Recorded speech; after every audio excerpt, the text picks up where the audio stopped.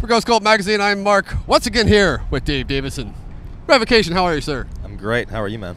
I'm pretty fucking stoked, because this tour is ridiculous. It's crazy. Is it as ridiculous as the lineup seems to be? Yeah, it's an awesome lineup. Every band works together but brings something different to the table. Yeah, we're really happy to be a part of it.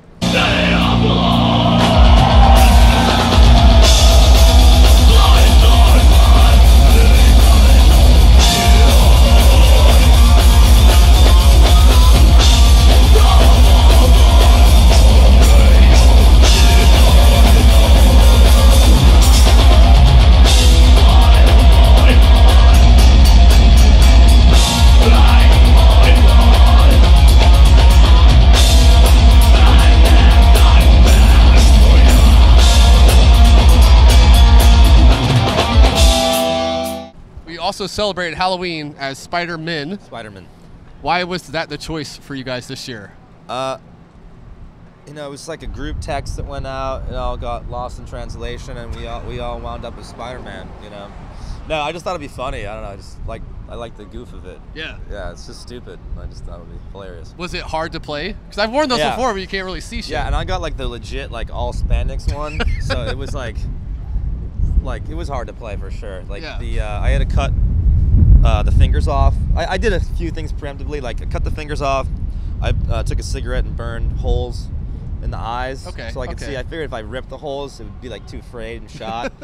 But I should have probably made the eye holes a bit bigger. Like there's, I think, some video footage of the show where I'm like constantly having to pull my mask down because it was like riding up as I'm headbanging and stuff. So I couldn't see anything for the majority of the set, and you know, it's hard to project when there's like a layer of cloth covering your mouth that's some kind of weird spandex, like polyester. So I felt like it was very, very claustrophobic, but it was a good time, and I think the crowd enjoyed it thoroughly. Yeah.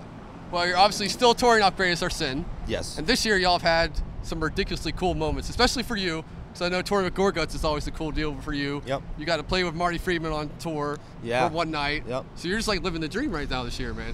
Everything's good. I've been very fortunate. This record, I think every record seems to open more and more doors for us, but this one in particular, we did a lot of rad shit, and yeah, I got to cross a lot of bucket list moments off the...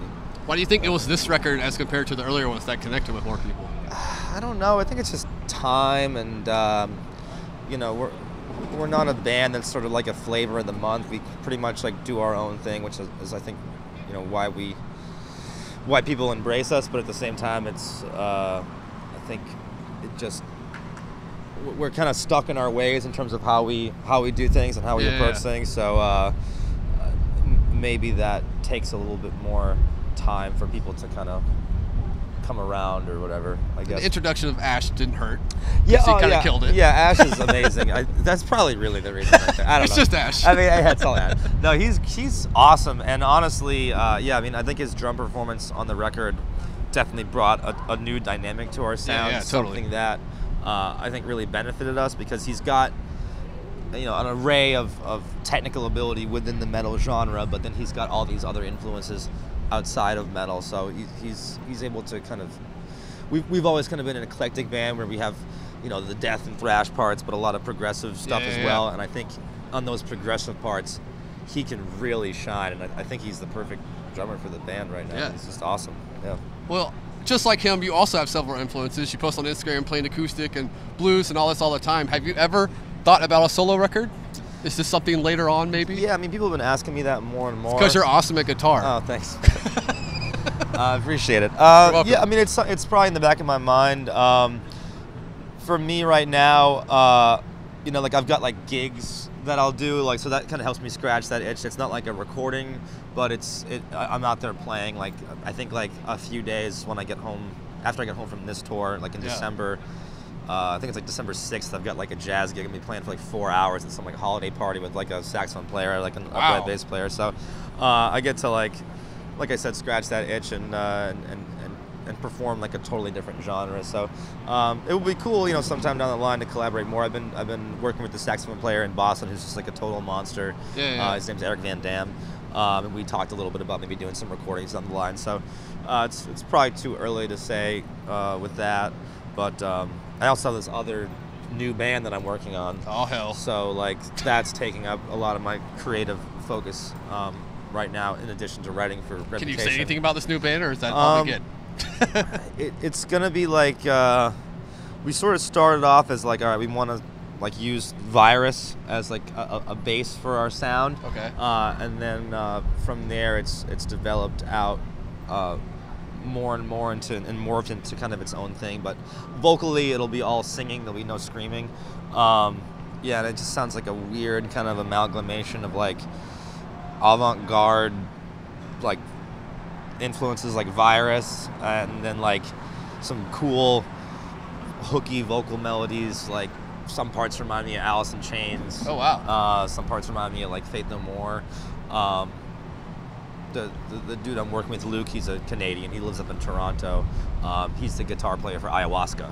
Okay. So if you're familiar with that band, they're like an incredible metal rock band, and it's a real pleasure working with him. He's super talented. And yeah, I think we have about like 7 songs written so far. Oh, geez. So we probably need like 3 more to go, and we'll have like a full length. So I'm probably saying too much right now because I have no idea when we're gonna get other members or you know, think about recording. But that's been in the works. It's something I've been kind of quietly working on. So this is a Ghost Cult magazine exclusive. Yes. It's because I love you, Mark. Davidson. I love you too.